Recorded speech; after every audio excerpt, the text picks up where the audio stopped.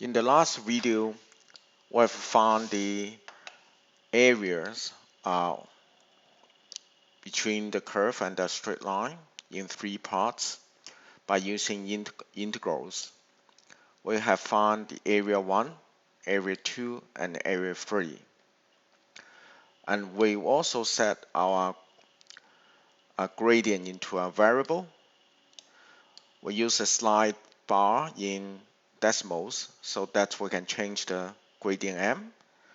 By doing so, we can have different intersection points and also different areas. And remember that no matter what value of that m is, as long as the relationship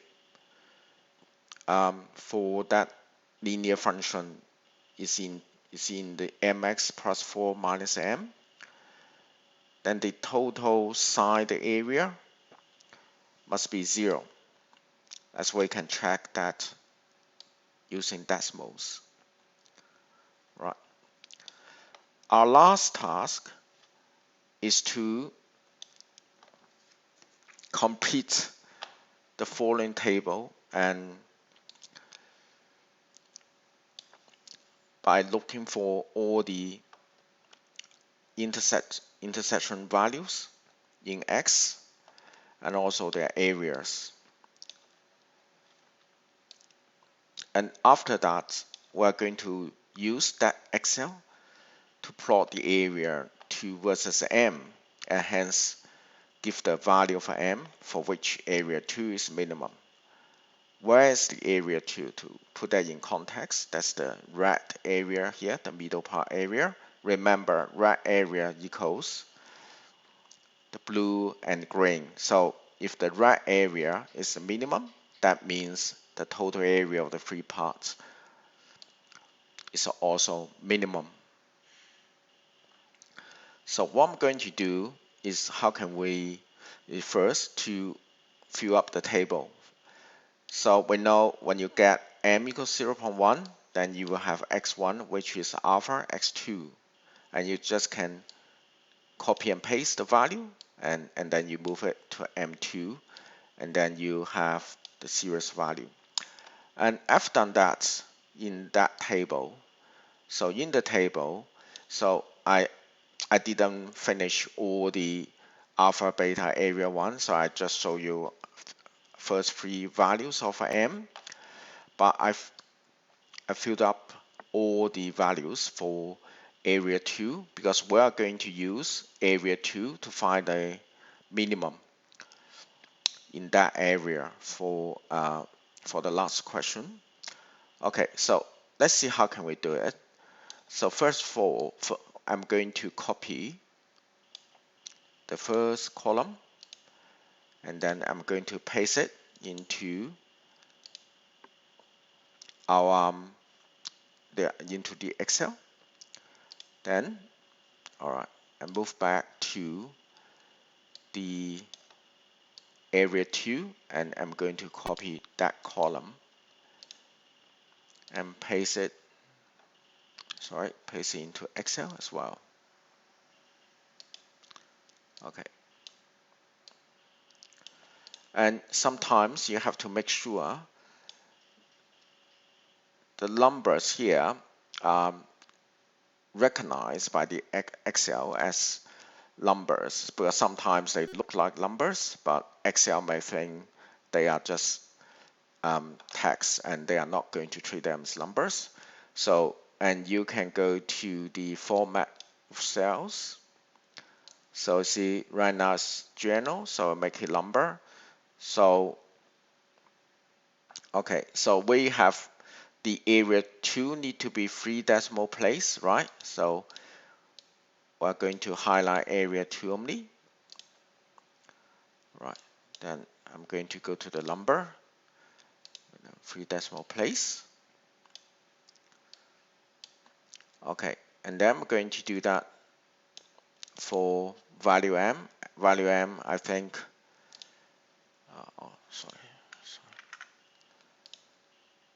value m, the format should be just one decimal place should be fine. Just make sure they are numbers. Then I'm going to plot a graph for these two columns. And the function I'm going to use in the Excel um, is the scatter plot, which I think you should have learned it. So you just go to the insert and you go to the charts. So that there is scatter plot. Okay. And you might change the title a little bit. So this is area 2 versus M, which means the gradient. Okay, so you can see a line, right? So certainly it doesn't look like a linear one. So how can we find trend line to to to connect all the points and have modeling, right? So you click that plus sign and you see there's a trend line function.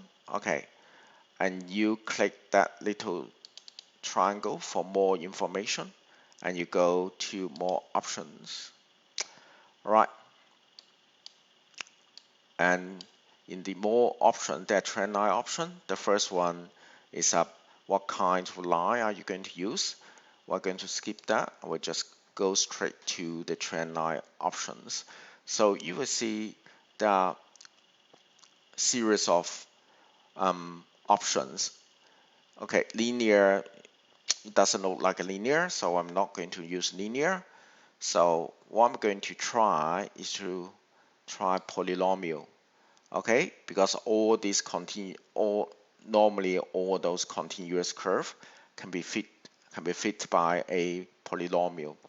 And I think you can see the dotted line right now. It seems like order 2 is good enough. So I might just use order 2. That means a quadratic polynomial. I'm going to use a quadratic polynomial to fit the data.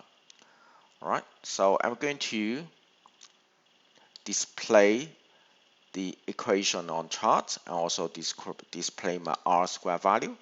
Remember, R-square value is very good at showing how strong the correlation is between that quadratic graph and also the points. So right now the R-square value is 1. That means it's a perfect fit. So that means very good. All right. So let me zoom in. So you can see right now as I got a line, trend line passing through all those points, and the Excel give me the equation as well. Of course, Y means area, so we might change that formula a little bit. So I might change that into area, and that becomes M. That becomes M as well.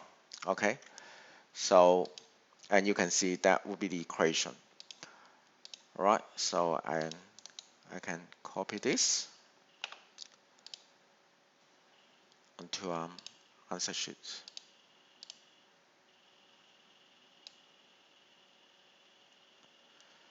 All right, so I might just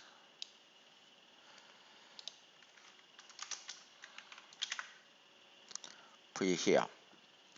Okay, so hence find the value for M, which area 2 is minimum. So you see that part of the quadratic graph, it keeps decreasing. So that means the minimum of area attains at when M equals 1.3. That's the last value for M. So the answer is, okay, let me write it down.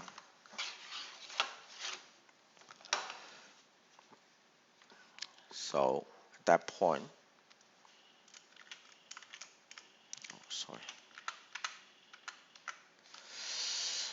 Okay, at that point, which is minimum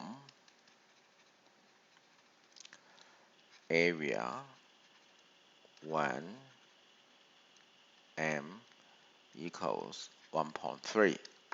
that answers the other question. All right. So and so that means for the whole question, when we look from start, we have found an equation in the first place.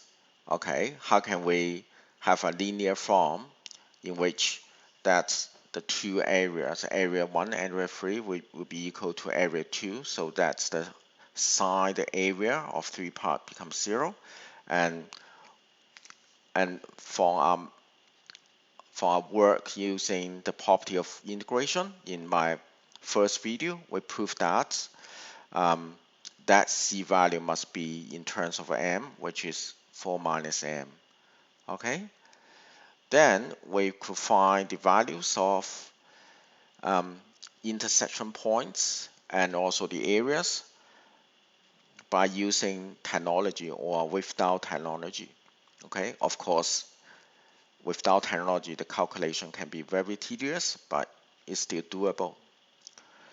Right? And then we got all the area 2 values for our value for m, and then you collect them and you put them into Excel, and you got the graph. From the graph, you get what would be the minimum area. Okay, the minimum area happens when m equals 1.3. That's how it works. Good. So, and that's